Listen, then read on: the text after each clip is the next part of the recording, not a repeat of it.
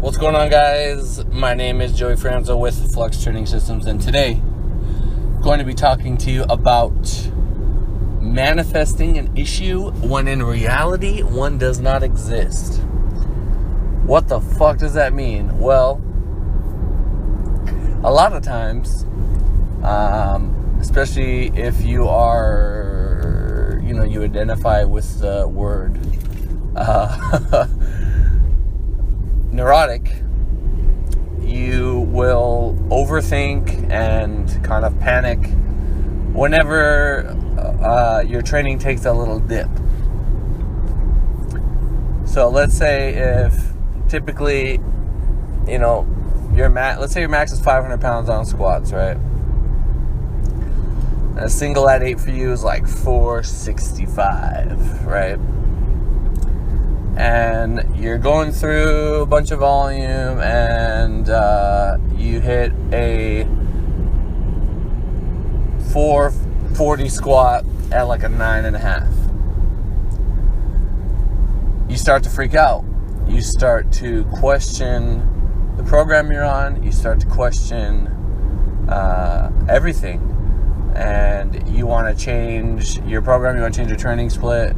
You want to change your stance. You want to put your belt in a different position, buy a new belt, change your shoes, do all these different things. Most of the time, you're shooting yourself in the foot. You're going to end up taking many, many steps back and not get anywhere, really.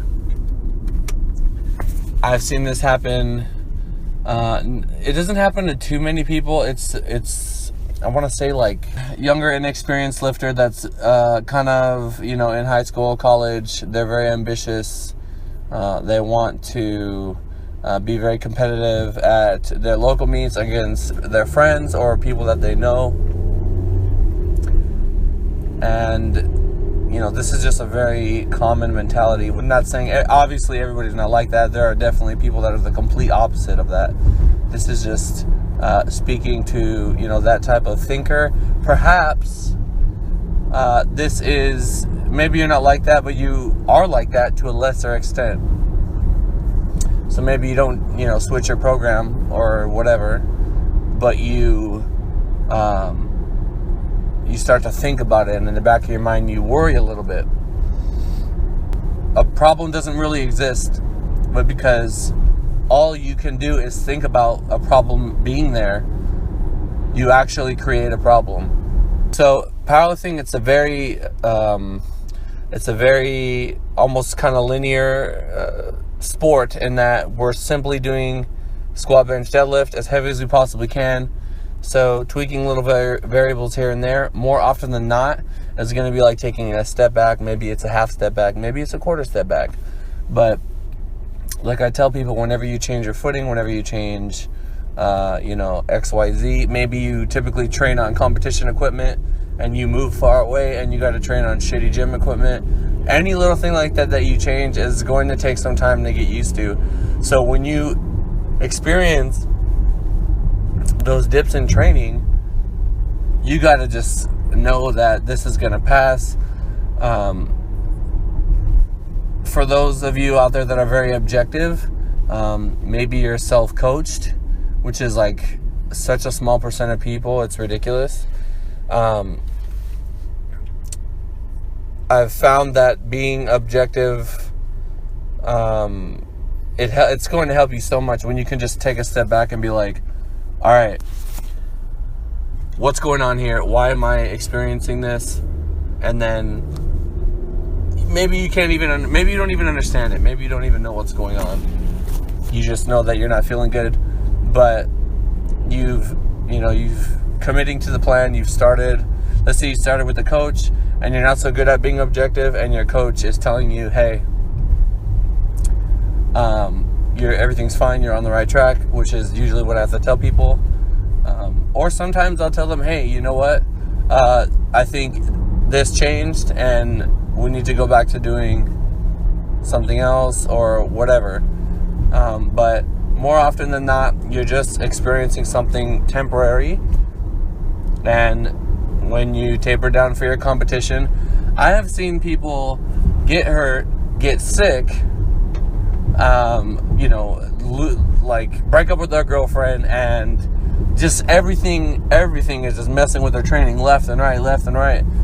But they have that foundation there. They're still getting in what they can.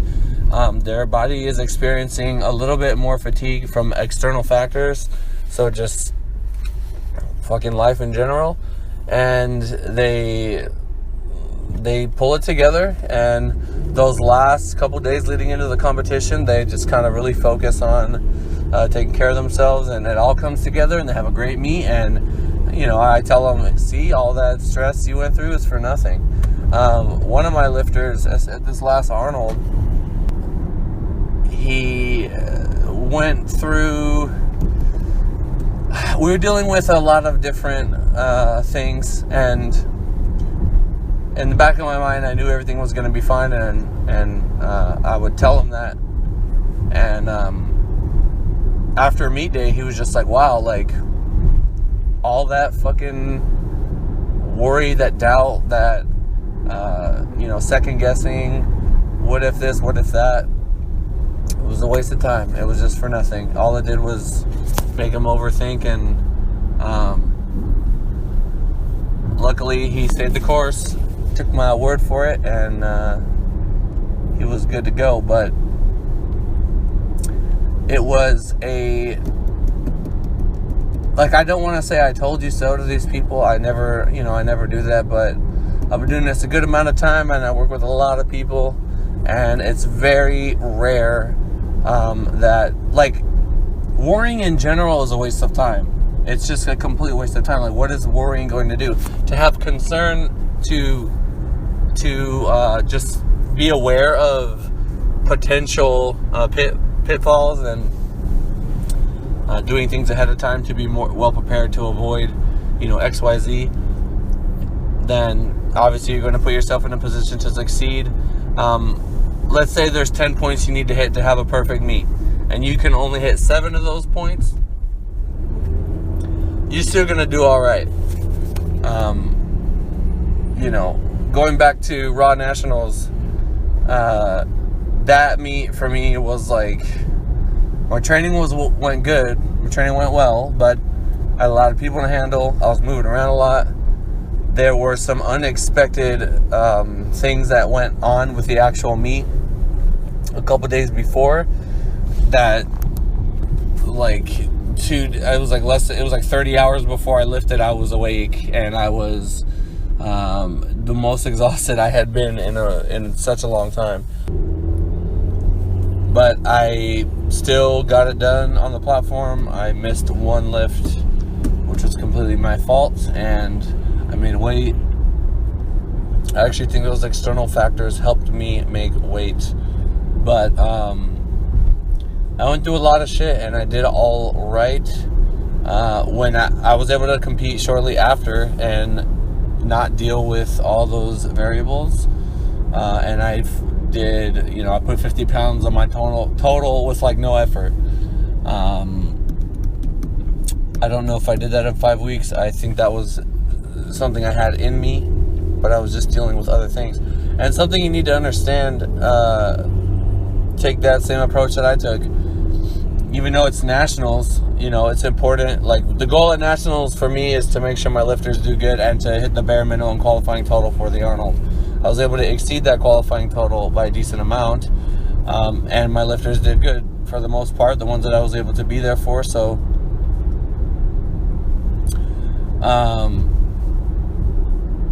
then mission accomplished. You know what I mean? We won the freaking Men's Open Team Award, which means a bunch to me, and it wouldn't have been possible if those guys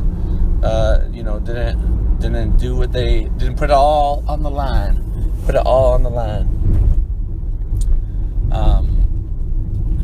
And I knew that I was gonna have to take a back seat that meet, and I was like, fuck it, I'll just do a meet later.